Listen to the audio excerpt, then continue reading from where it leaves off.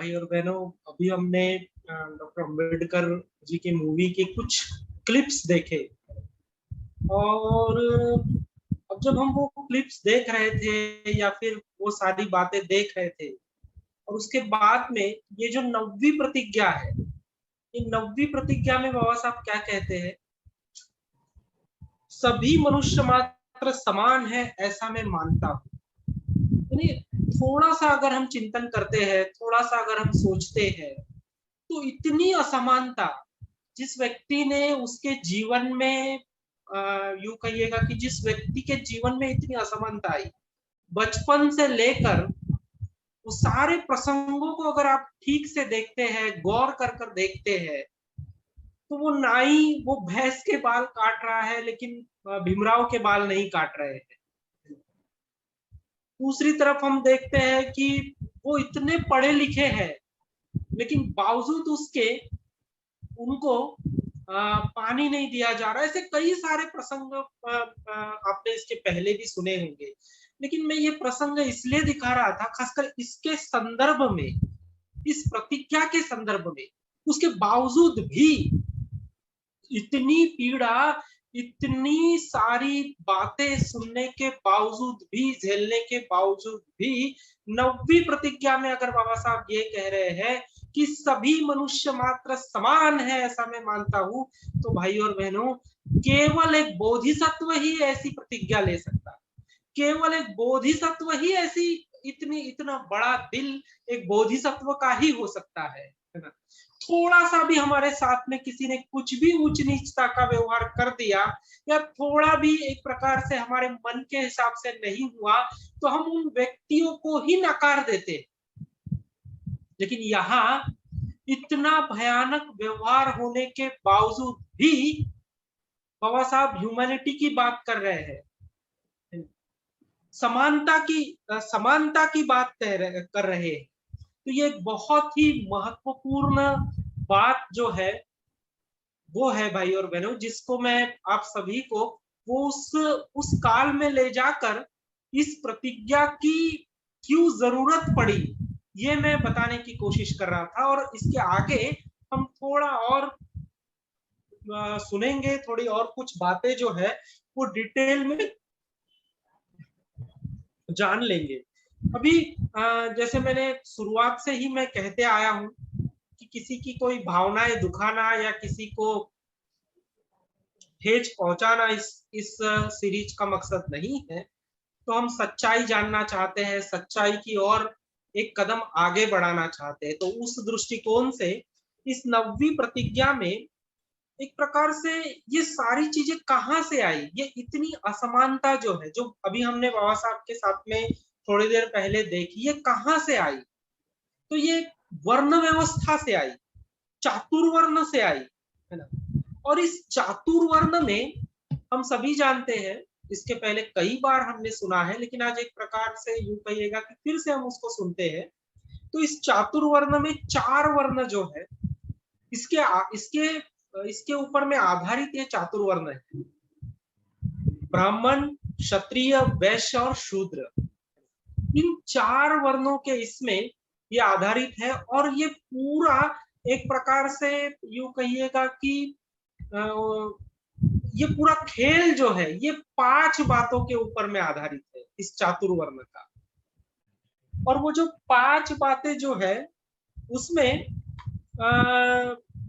जैसे पहली बात मैंने बताया, 4 प्रकार के वर्ण, 4 प्रकार के इसमें व्यक्ति का डिवाइडेशन करना।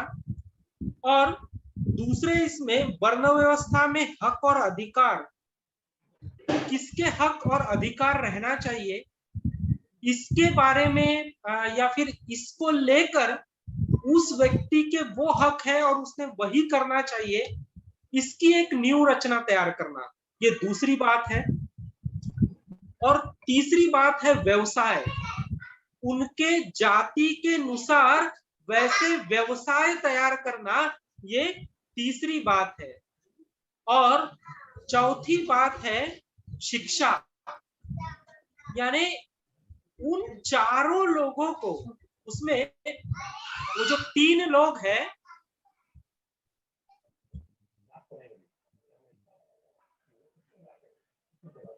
ये जो तीन लोग हैं उनको तो उसका अधिकार था, लेकिन चौथा जो व्यक्ति था चातुर्वर्ण के हिसाब से उनको तो वो भी अधिकार नहीं था, तो वो। और पांचवी जो बात है मनुष्य की अवस्था, तो उन्होंने उन मनुष्य की अवस्थाओं को भी 4 भागों में विभाजित किया। उसमें ब्रह्मचर्य है, गृहस्थाश्रम है, वनप्रस्थ आश्रम है और संन्यास आश्रम। तो इन 5 बातों के ऊपर में ये पूरा खेल जो है, यूं कहिएगा एक प्रकार से चातुर्वर्ण का ये रचा गया। और इसके जो बलि है ये अनेक लोग हुए भाई और बहन। अभी हम सभी जानते हैं कि अगर उसका उतना कैलिबर नहीं है, लेकिन वर्ण व्यवस्था के अनुसार वो उस विशिष्ट वर्ण में उसका जन्म हुआ है, इसलिए वो पूजनीय है। वर्ण व्यवस्था के अनुसार वो उसी यूं कहिएगा कि उसी इसमें उसका श्रेष्ठत्व है ना, भले ही वो कैलिबर नहीं रखता हो। और एक व्यक्ति भले ही कैलिबर रखता हो, लेकिन वर्ण व्यवस्था के अनुसार उसने वो नहीं करना चाहिए, इसलिए उसके साथ में उस तरीके का दुर्व्यवहार होता है जो आपने इस मूवी में देखा। अभी जो थोड़ी देर पहले मैंने क्लिप्स बताई उसमें आपने वो देखा। भले ही बाबा साहब इतने उच्च विद्या विभूषित थे, लेकिन बावजूद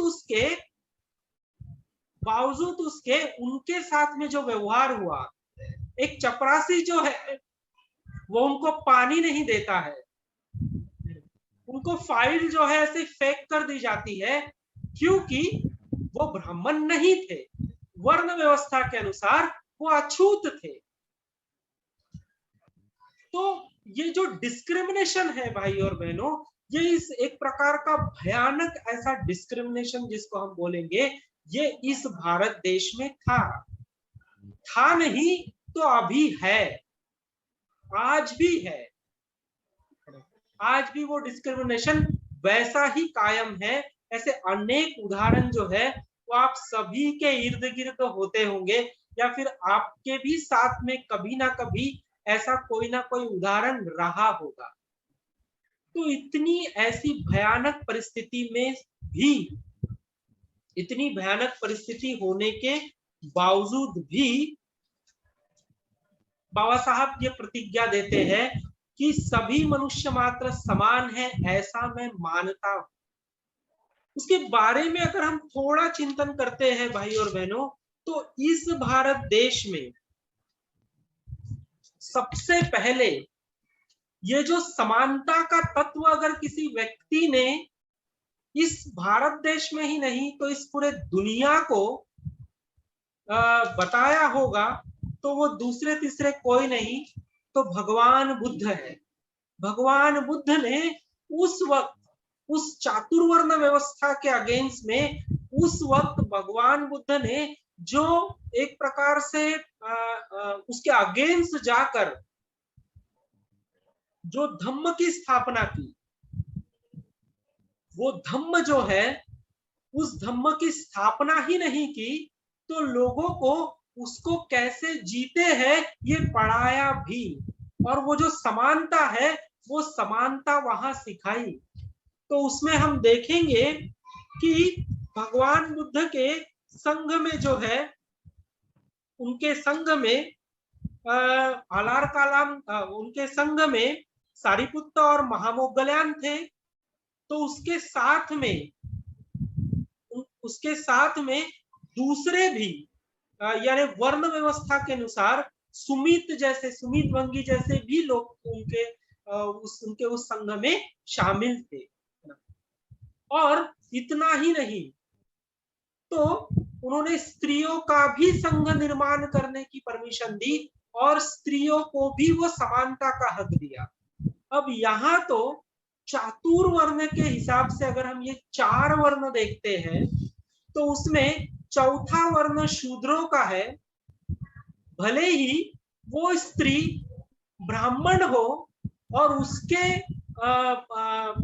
कोख से अगर समझो कोई ब्राह्मण का जन्म होता है, लेकिन फिर भी उसको शूद्र ही कहा गया, स्त्री को, भले ही वो उच्च कुलीन क्यों ना हो, उसको शूद्र ही कहा गया, और उसको भी धर्म ग्रंथ पढ़ने की जो है, वो धर्म ग्रंथ पढ़ने की मुभा नहीं थी। तो मेरे ख्याल से ये बहुत बड़ी बात है भाई और बहनों, कि बुद्ध ने इस संसार में पहली बार ये बता दिया कि स्त्री भी धर्म ग्रंथ पढ़ सकती है, नहीं, स्त्री भी गुरु बन सकती है। स्त्री भी एक प्रकार से वो उतना ही पोटेंशियल रखती है जितना कि पुरुष रखते हैं। तो ये स्त्री पुरुष का भेद जो है, ये भेद तथागत ने उस वक्त भिक्षुणी संघ का निर्माण कर पूर्णतः समाप्त कर दिया। ये बहुत बड़ी बात जो है, ये बड़ी बात, ये समता की बात जो है, ये तथागत ने उस वक्त सभी को बताई, और सभी मनुष्य मात्र समान है।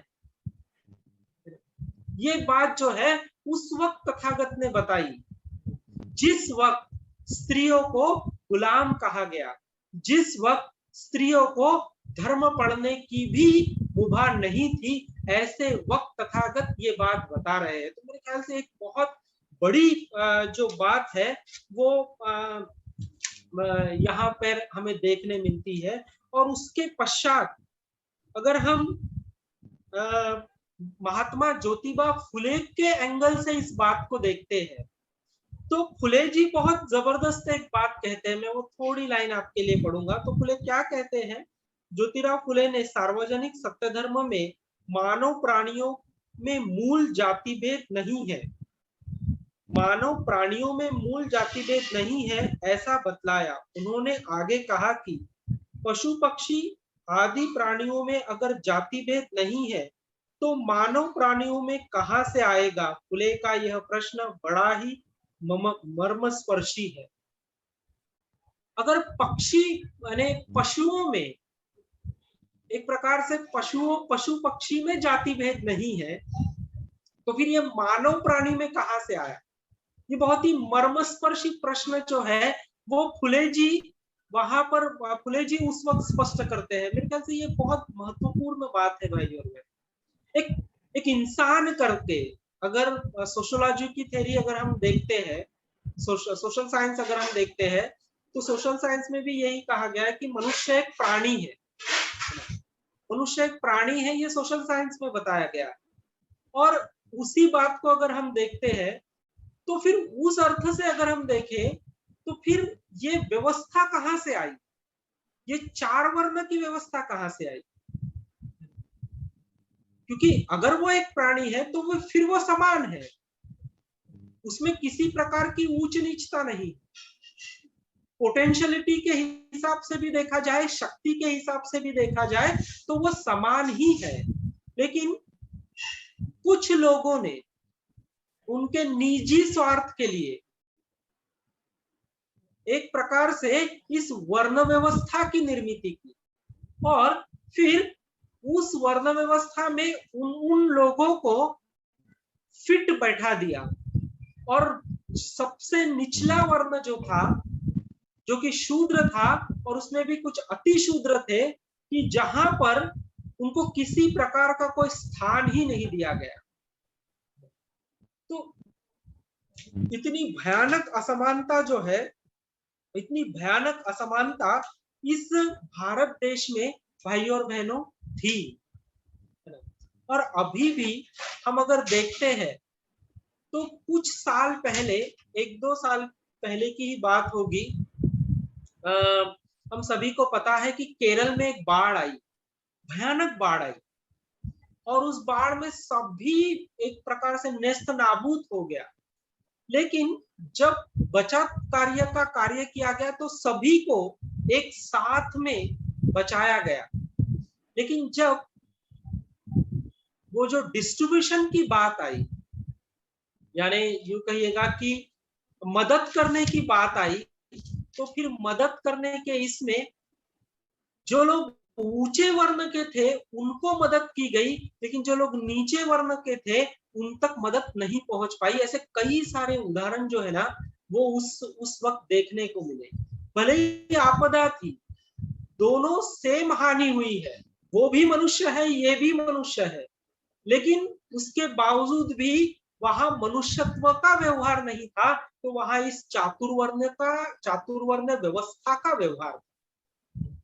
तो ऐसे कई सारे उदाहरण जो है इस भारत देश में हम सभी को देखने को मिलते हैं भाई और बहनों।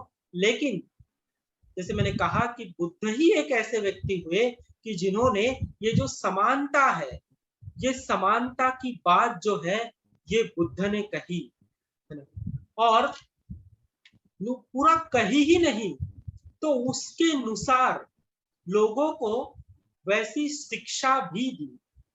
अभी अगर हम देखते हैं तो हम इसको कैसा जीते हैं, हम कैसे इसको जिएंगे। अगर इस प्रतिज्ञा को हम अगर धारण करते हैं तो फिर हमने इस प्रतिज्ञा की तरफ किस तरीके से देखना चाहिए। क्योंकि हम तो ये प्रतिज्ञा बोलते हैं कि सभी मनुष्य मात्र समान है, ऐसा मैं मानता हूं, लेकिन क्या सही में हम इस प्रतिज्ञा का आचरण कर रहे हैं क्या सही में सभी मनुष्य मात्र समान है, ऐसा मैं मानता हूं। यह प्रतिज्ञा जो है, यह प्रतिज्ञा हम जी रहे हैं क्या। तो उसमें अगर हम पुरुष होंगे तो क्या हम जिस भी घर में रहते होंगे या फिर जिन लोगों के साथ में हम रहते हैं, क्या उनको हम एक समानता का दर्जा देते हैं क्या। अगर हमारी शादी हुई होगी तो क्या हम हमारी पत्नी को, वो भी एक व्यक्ति है, क्या हम उसको उस समानता के दृष्टिकोण से देखते हैं क्या। अगर हमारे घर में बुजुर्ग माता पिता होंगे तो क्या हम उनको भी एक समानता के दृष्टिकोण से देखते हैं क्या। या हमारे घर में बच्चे होंगे तो क्या उनको भी हम समानता के दृष्टिकोण से देखते हैं क्या। तो ये जो समानता है, जब भी हम कहीं सफर करते हैं या फिर हम कहीं पर भी जाते हैं, तो हम सफर करते वक्त या फिर हम कहीं जाते वक्त हम हमारी जाति जो है वो तो कहीं लेकर नहीं जा रहे हैं। क्योंकि देखिए जब भी मैं सफर करता हूं तो बहुत बार लोग मिलते हैं और उनका सबसे पहले वो पूछते हैं कि आपका नाम क्या है। तो मैं मेरा नाम बताता हूँ, अनोम शूर। तो वो पूछते हैं कि ये कैसा नाम है। ये अनोम आपका नाम है और सूर हमारी तरफ सरनेम है, तो ये सरनेम है क्या। फिर मैं बोलता हूँ नहीं ये मेरा नाम है। फिर वो बोलते हैं कि नहीं आपका यानी आप कहाँ से आए हो। तो फिर मैं बताता हूँ कि मैं नागपुर से आया हूँ। फिर वो पूछता है कि नागपुर में कहाँ से आए हो। फिर मैं बताता हूँ कि भाई मैं तो जरीपटका से आया हूँ। फिर वो अंदाज लगाते हैं कि ये नागपुर से है, ये नागपुर में जरीपटका से है, तो फिर ये कौन सी जाति का होगा, ये कौन सी इसका होगा। और फिर उतने से भी उनका समाधान नहीं हुआ तो भाई और बहनों वो सीधा पूछते हैं कि आपकी जात क्या है। ऐसा मेरे साथ सफर में कई बार हुआ। अभी अभी बीच में मैं गुजरात से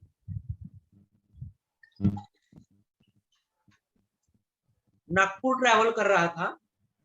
मेरी बच्ची मेरे साथ में थी और एक बहन भी मेरे साथ में थी, उसकी भी बच्ची थी। और हम दोनों जस्ट थोड़ा सा बात किए और फिर उन्होंने बोले कि आपका नाम क्या है। फिर से मैंने वो सारी बातें दोहराई, लेकिन फिर वो बोले कि आप कौन सी जाति के हो। तो फिर मैंने उनको कहा कि मैं मानव जाति का हूँ, मनुष्य जाति का हूँ। तो फिर वो थोड़े से चौंक गए, ये कौन सी नई जाति है। तो मैं बोला हाँ ये एक नई जाति है, मैं मानव जाति का हूँ। आप भी मानव हैं और मैं भी मानव। उस अर्थ से हमारी जात एक ही हुई, हम मानव जाति के। उस अर्थ से हम अलग अलग नहीं है, हम मनुष्य हैं और मनुष्य कर कर हम एक दूसरे के साथ में बात कर रहे। लेकिन बाद में थोड़ा सफर और आगे जाने के बाद में उसने मुझे खुद कहा कि मुझे लगता है कि ऐसा ये बात केवल एक बौद्ध व्यक्ति ही कर सकता है, तो निश्चित ही आप बौद्ध होंगे। वो तो अबौद्ध थी, लेकिन फिर भी उन्होंने कहा कि ये बात एक बौद्ध व्यक्ति ही कर सकता है, आप बौद्ध होगे। फिर भी मैंने उस वक्त कुछ नहीं कहा उनसे। तो एक मनुष्य कर एक मनुष्य के साथ का व्यवहार अगर हम प्रस्तापित करते हैं भाई और बहनों, तो निश्चित ही सामने वाले व्यक्ति को पता चलता है कि यह व्यक्ति बुद्ध धम्म का आचरण करने वाला व्यक्ति होगा, बुद्ध धम्म जीने वाला व्यक्ति होगा। तो केवल बताने से नहीं होगा, तो केवल बोलने से भी नहीं होगा, तो उस बात का हमें आचरण करना होगा, उस बात को हमें समझना होगा, है ना? तभी हम ये समानता प्रस्थापित कर पाएंगे। नहीं तो केवल व्यवहार रह जाएगा, और जैसे उन्होंने हमारे साथ में किया, हम भी उसी तरीके से उनके साथ में जिएंगे, दूसरा उसमें कोई फर्क नहीं रहेगा भाई और बहनों। तो उस अर्थ से अगर हम देखते हैं तो ये बात बहुत महत्वपूर्ण है कि मनुष्य कर हम सब लोग समान हैं। और हमारे इस भारत देश के कुछ भाई और बहन जो है वो ये बात नहीं समझ पा रहे हैं कि मनुष्य कर हम समान नहीं है। वो उनको ऐसा लगता है कि मनुष्य कर हम समान नहीं है, तो हम इन 4 वर्णों में बटे हुए। तो ये मानसिकता है, इस मानसिकता को बदलने के लिए समय लगेगा, इस मानसिकता को जाने के लिए बहुत समय लगेगा, क्योंकि इस मानसिकता को विशिष्ट तरीके से बनाया गया, और उस बनाने में उन्होंने सारे एस्पेक्ट जो है, जैसे मैंने कहा कि धर्म का एस्पेक्ट, वर्ण का एस्पेक्ट, शिक्षा का एस्पेक्ट, शिक्षा का संदर्भ, और मनुष्य की अवस्थाओं का संदर्भ, यह सारी बातें जो है यह एक प्रकार से बांट दी गई है, और उसके अनुसार ही जीना है, ऐसा ही बताया गया है। लेकिन जैसे मैंने कहा कि बुद्ध एक ऐसे व्यक्तिमत्व थे कि जिन्होंने इन सारी बातों को नकारते हुए मनुष्य के साथ में मनुष्य का व्यवहार प्रस्तापित किया, और यहाँ धम्म की निर्मित की, और एक नया धम्म राज्य जो है इस पूरे विश्व में निर्माण हुआ, केवल भारत में ही नहीं। एक नई दृष्टि निर्माण हुई, जिस दृष्टि के अंतर्गत हम सभी लोग है। अगर हम संघ को भी देखते हैं, संघ के भी संदर्भ में इस प्रतिज्ञा को अगर देखते हैं, तो भाई और बहनों, इस संघ में भी सभी जाति धर्म के लोग, सभी वर्ण के लोग, सभी भाषा के लोग समाविष्ट है। किसी प्रकार का कोई भेदभाव इस संघ में भी हम नहीं देखते।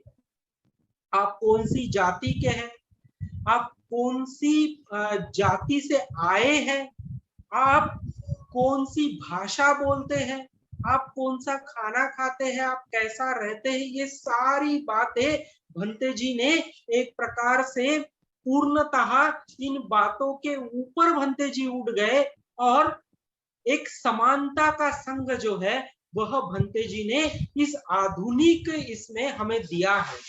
जो प्रतिज्ञा बाबा साहब जी ने 1956 में दी कि सभी मनुष्य मात्र समान है, ऐसा मैं मानता हूँ उर्गेन संरक्षित जी के माध्यम से वह संघ का अनुभव हम ले रहे हैं। मैं दिल्ली में जाता हूँ, या फिर बोधि प्रकाश जी है, कर्मादित्य जी है, और भी कई सारे लोग हैं, जब मैं उनको मिलता हूँ तो मुझे ऐसा नहीं लगता है कि मैं नागपुर का हूँ, मुझे ऐसा नहीं लगता है कि वो दिल्ली के हैं। जब मैं केरल में जाता हूँ तो मुझे ऐसा नहीं लगता है कि वो केरल के हैं। जब मैं पंजाब में जाता हूँ तो मुझे ऐसा नहीं लगता है कि वो पंजाब के हैं। तो मुझे ऐसा लगता है कि ये मेरे धम्म भाई है, ये व्यक्ति है ना, और ये मेरे ही समान आगे जाना चाहते हैं, और इनमें भी वो पोटेंशियल है जो मुझ में है, और हम सब लोग एक साथ आगे बढ़ना चाहते हैं, एक साथ धम्म का आचरण करना चाहते हैं। भाई और बहनों, इससे बड़ी समानता की बात और क्या होगी जो समानता हम संघ में अनुभव कर रहे हैं, नहीं संघ में हम जी रहे हैं।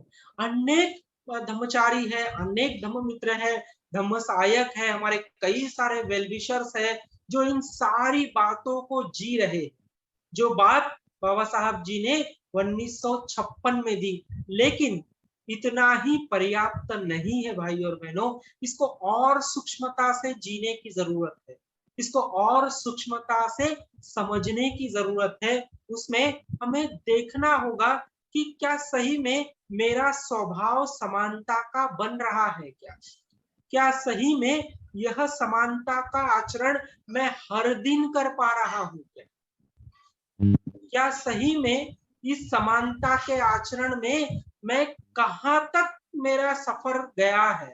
क्योंकि बहुत बार अगर हम घर के मुखिया होंगे तो हम तुरंत बोलते हैं हमारे बच्चों को कि अरे भाई मुझे पानी ला कर दे, या फिर हमारी पत्नी अगर बीमार होगी तो उसको बोलते हैं कि अरे मेरे लिए खाना बना, है ना। या फिर ऐसे अनेक अनेक बातें हम देख सकते हैं कि जहां पर हम एक प्रकार से व्यवहार में हमारी समानता नहीं रह पाती है ना। एक मनुष्य कर दूसरे मनुष्य को हम नहीं देख पाते हैं। तो इन सारी बातों के का चिंतन अगर हम करते हैं, इन सारी बातों को अगर हम समझ लेते हैं भाई और बहनों, तब इस प्रतिज्ञा का अर्थ जो है ये केवल प्रतिज्ञा नहीं है, तो ये एक प्रकार से आचार संहिता है हमारे मनुष्य होने की। अगर जो भी मनुष्य है वो खुद को मनुष्य समझता है तो वो असमानता का व्यवहार नहीं करेगा, अगर वो खुद को मनुष्य समझता है तो। लेकिन अगर वो खुद को मनुष्य नहीं समझता है तो वो उस 4 वर्ण के हिसाब से ही जिएगा जिस 4 वर्ण का निर्माण इस चातुर्वर्ण के इसमें किया गया है। उसमें तथागत ने बहुत ही यानी यशुकारी को तथागत ने बहुत अच्छी बात बताई है। यशुकारी एक व्यक्ति थे जो तथागत से चर्चा करने के लिए गए, और चर्चा करने के बाद में उन्होंने बहुत सारी उनकी चर्चा हुई। वो पूरी बात में नहीं, वो पूरी कहानी मैं यहाँ नहीं बताऊंगा, लेकिन उसका जो मर्म है वो मैं बताऊंगा। तथागत उन्हें कहते हैं, भगवान बुद्ध ने उत्तर दिया, ब्राह्मणों का यह वर्गीकरण संपूर्ण संसार को क्या स्वीकार्य है। यशुकारी कहते हैं कि शूद्रों को शूद्रों के समान काम करना चाहिए, क्षत्रियों को क्षत्रियों के समान काम करना चाहिए, ब्राह्मणों को ब्राह्मणों के समान काम करना चाहिए। ये सारी जो है ये वर्ण व्यवस्था के अनुसार ही चलना चाहिए, ऐसा यशुकारी जो है ये तथागत को कह रहे हैं। और तथागत वहां सवाल खड़ा कर रहे हैं यशुकारी को कि चातुर्वर्ण विभाजन संसार में सभी और में स्वीकार्य है क्या। ये यशुकारी को बता तथागत पूछ रहे हैं कि अगर यह चातुर्वर्ण इतना श्रेष्ठ है, यानी एक प्रकार से ये वेद अगर बहुत श्रेष्ठ है, वेदों से ये चातुर्वर्ण अगर आया है, ये इसमें इतनी श्रेष्ठता है, तो क्या फिर ये केवल भारत में ही है, तो ये तो समस्त संसार को स्वीकार होना चाहिए, समस्त संसार में ऐसी व्यवस्था होना चाहिए अगर ये इतना पवित्र है तो, और इसके अनुसार अगर जीवन चलना चाहिए। तो यशुकारी वहां निरुत्तर हो जाते हैं। फिर यशुकारी दूसरा प्रश्न तथागत को पूछते हैं, मनुष्य का सामाजिक दर्जा उसके वंश और कुल पर निश्चित क्यों नहीं करना चाहिए। ये यशुकारी तथागत को प्रश्न पूछते हैं और तथागत उसका उत्तर देते हैं। वो उत्तर भी बहुत महत्वपूर्ण है।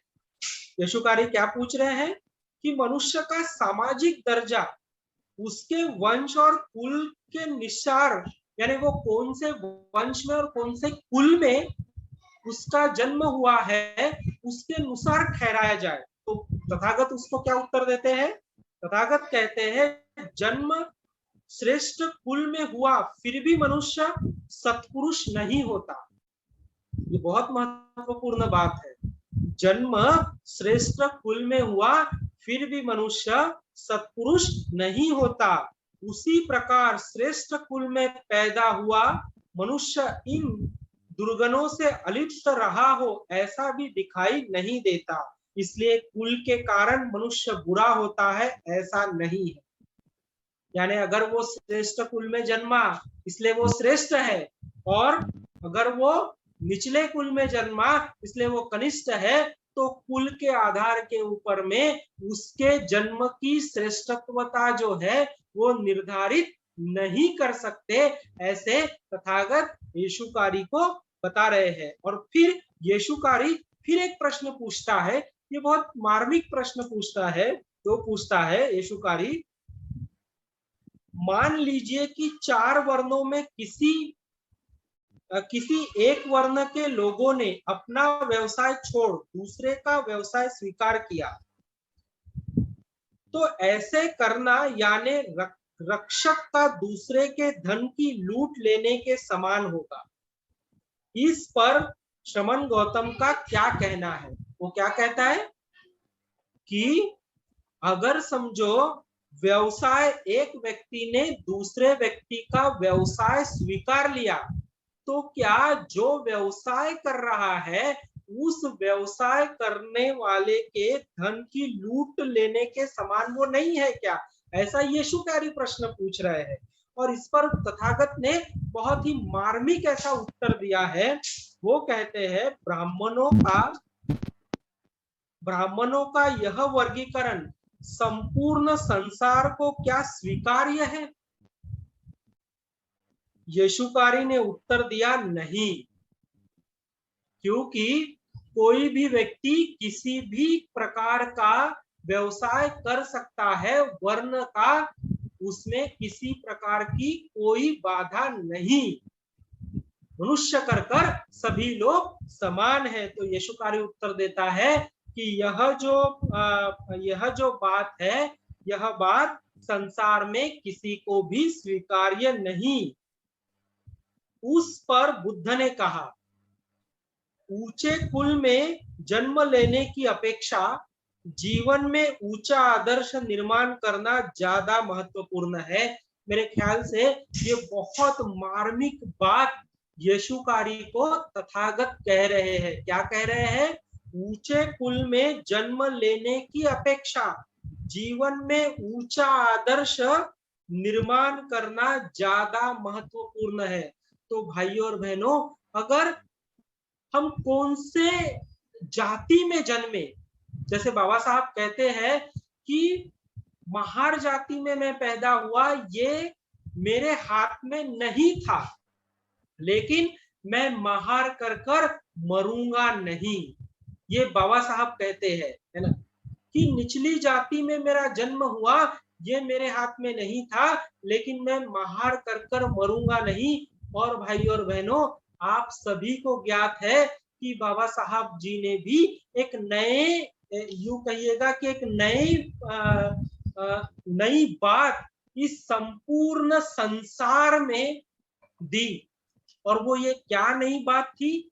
तो जिस वक्त वो ऐसा दौर था कि जिस दौर में पूर्णतः भारत से बौद्ध धर्म नष्टप्राय हो गया था, ऐसे दौर में बाबा साहब ने 1956 में वो समानता का खंबा दीक्षा भूमि में ऐसा गाड़ा, ऐसा मजबूत समानता का खंबा गाड़ा कि चाहे कितनी भी असमानताओं की लाट आ जाए इस भारत देश में, लेकिन उस समानता के खंबे को वो हिला नहीं सकती।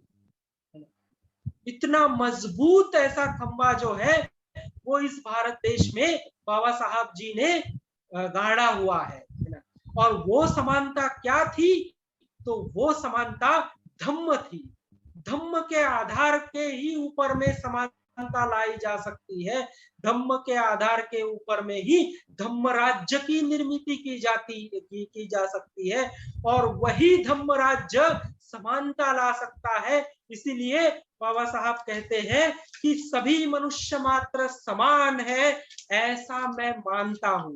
तो भाई और बहनों, यहां से जब भी हम इस प्रतिज्ञा के संपर्क में आएंगे तो हमें भी इस प्रतिज्ञा को धारण करना है, केवल बोलना नहीं है भाई और बहनों। केवल बोलेंगे तो भूल जाएंगे, लेकिन अगर उसको धारण करेंगे, एक आधी आभूषण अगर हम धारण करते हैं तो आभूषण धारण करने के बाद में थोड़े समय के बाद में उसको निकाल देते हैं, लेकिन ये ऐसा आभूषण है, अगर हम इसको धारण करते हैं, इसको अपना लेते हैं, तो सारा जीवन जो है वो सारा जीवन हमारा सुख से, शांति से और समाधान से जाएगा और एक धम्म राज्य की निर्मिति में हम सभी को मदद कर पाएंगे। तो भाई और बहनों, आप सभी लोगों ने बहुत शांति से मुझे सुन लिया, इसके लिए मैं आप सभी का पुनर्वंदन करता हूँ, आभार व्यक्त करता हूँ और यहीं रुकता हूँ। नमो बुद्धाय, जय भीम।